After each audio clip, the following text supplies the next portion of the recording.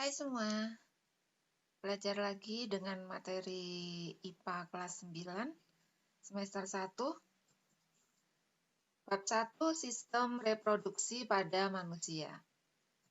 Kali ini subbabnya adalah spermatogenesis dan oogenesis.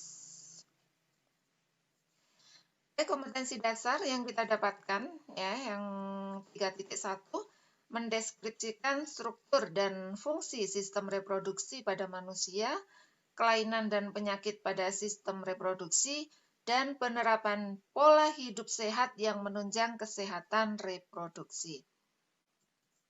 4.1 menyajikan hasil penelusuran informasi dari berbagai sumber tentang penyakit menular seksual dan upaya pencegahannya. Sebelum kita belajar lebih dalam, seperti biasa, kita mengetahui dulu sumber dari segala ilmu, yaitu kitab suci kita ya, yang menjelaskan tentang proses penciptaan manusia, ya, di bab yang akan kita pelajari kali ini. Bismillahirrahmanirrahim. Walaqad khalaqnal insana min sulalatin min tin. Tsumma ja'alnahu nutfatan fi qararin makin. Tsumma khalaqna nutfata 'alaqatan fa khalaqnal 'alaqata mudghah fa khalaqnal mudghata 'idhaman fa kasawnal 'idhama lahma tsumma ansha'nahu khalqan akhar fatabarakallahu ahsanul khaliqin. Ya, baik, langsung pada materi kita ya, yaitu yang pertama spermatogenesis. Dari pengertian dulu. Pengertian dari spermatogenesis apa? Ya, yaitu proses pembentukan sperma. Itu adalah pengertian dari spermatogenesis. Di mana tempat terjadinya? Tempat terjadinya adalah di tubulus seminiferus yang ada di dalam testis. Jadi ini anak-anak, ini adalah penambang melintang testis. Ini satu buah, kemudian kita lihat bagian-bagiannya di dalamnya. Jadi sebenarnya dari testis ini terdiri dari tubulus seminiferus. Adalah kumpulan dari tubulus seminiferus atau saluran-saluran ini.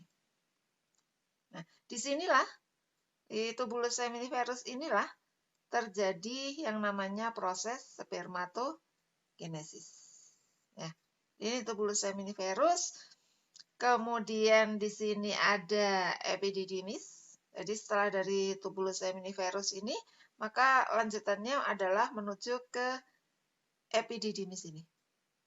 Nanti setelah prosesnya selesai matang, maka akan dialirkan menuju ke sini nih, ada alirannya. Nah, ini. Ini namanya adalah vas deferens. Sebelum dikeluarkan. Jadi ini adalah bagian-bagiannya. Disinilah terjadinya spermatogenesis, anak-anak.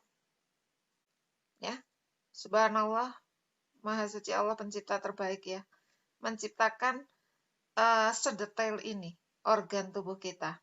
Itu adalah organ pinjaman yang akan kita pertanggungjawabkan nanti.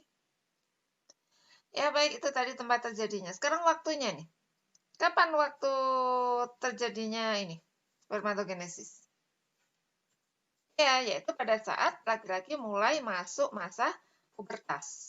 Nah, ditandai dengan beberapa ciri ya, ciri kelamin sekunder.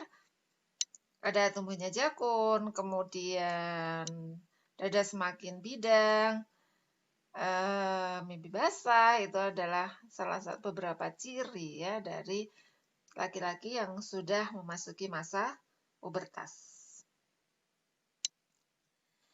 Nah, kemudian ini bagan spermatogenesis untuk prosesnya lebih rinci kita lihat di sini.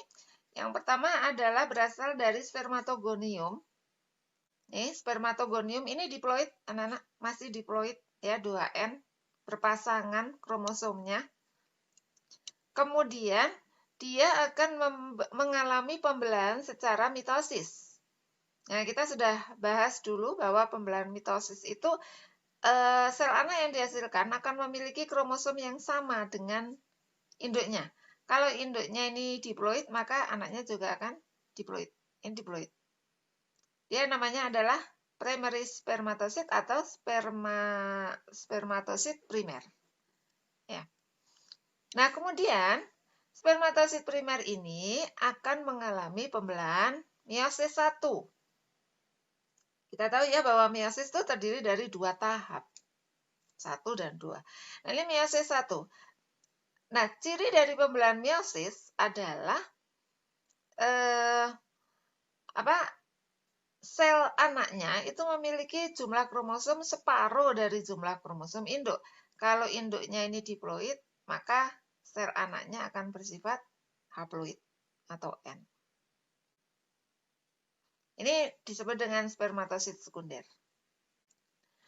Baik, kemudian ya spermatosit sekunder ini anak-anak akan mengalami proses pembelahan selanjutnya, yaitu pembelahan meiosis 2.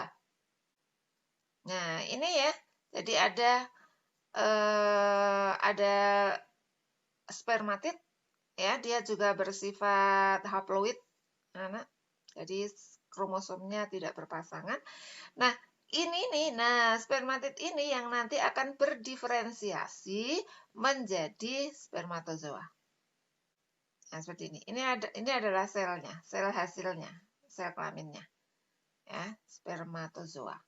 Hasil dari diferensiasi dari spermatid. Oke, ini bagian spermatogenesis. Kemudian yang selanjutnya adalah oogenesis. Nah, apa itu oogenesis? Hampir sama dengan spermatogenesis. Ini saudaranya ya, berarti oogenesis. Pengertiannya adalah ya, proses pembentukan sel kelamin betina atau ovum. Oogenesis adalah proses pembentukan ovum. Tempat terjadinya di mana nih? Nah, kita mengingat lagi yang tadi, spermatogenesis. Tempat terjadinya adalah di tubulus seminiferus. Tapi kalau oogenesis ini, tempat terjadinya adalah di ovarium atau indung telur. Nah, letaknya ada di sini nih. Kita yang perempuan punya ini. Ya, jumlahnya sepasang kanan dan kiri. Ini adalah ovarium atau indung telur. Kemudian, kapan waktunya? Kalau laki-laki tadi, ketika laki-laki memasuki masa pubertas. Nah, kalau perempuan, proses oogenesis ini sudah dimulai, anak-anak, sebelum anak perempuan lahir. Itu sudah dimulai. Jadi, ketika seorang anak perempuan lahir, maka dia sudah berada di tahap separuh dari oogenesis. Sudah membawa calon dari ovum. Itu, karena terjadinya pada saat masih di dalam kandungan ibu. Ya, ini proses oogenesis. Nah, bagaimana bagannya? Ini bagannya ya. Ini berawal dari oogonium diploid. Jadi dia diploid 2N. Kemudian mengalami pembelahan secara mitosis. Karena mitosis, maka hasilnya juga 2N, sama dengan induknya, diploid, kromosomnya berpasangan. Menghasilkan, ini ya, mitosis, oogonium terjadi pembelahan mitosis, menghasilkan oosit primer, diploid. Nah, di tahap inilah, ini terjadinya adalah pada saat di dalam kandungan ini. Kalau yang ini. Jadi anak perempuan lahir itu sudah membawa oosit primer. Nah, oosit primer ini, yang diploid ini, akan mengalami pembelahan meiosis 1. Karena meiosis, maka kromosom hasilnya adalah separuh dari kromosom induk. Ini diploid, maka anaknya nanti akan haploid setelah mengalami meiosis. Nah, yang haploid ini disebut dengan oosit sekunder. Oosit sekunder akan mengalami meiosis 2. Menghasilkan namanya ootit. Kromosomnya sama, ya, haploid. Nah, ootit ini akan berdiferensiasi menjadi ini nih, yang sudah bisa berfungsi, yaitu ovum. Ya, ovum juga haploid. Ya. Jadi dalam satu kali proses bagan oogenesis ini, dalam satu kali pembelahan akan dihasilkan satu buah ovum bersifat haploid dan 3 badan polar. Badan polar ini tidak terpakai pada saat proses fertilisasi atau pembuahan, jadi yang dipakai adalah yang ovum. Baik anak-anak, sekian belajar kita hari ini tentang spermatogenesis dan oogenesis. Sampai jumpa pada pembahasan selanjutnya.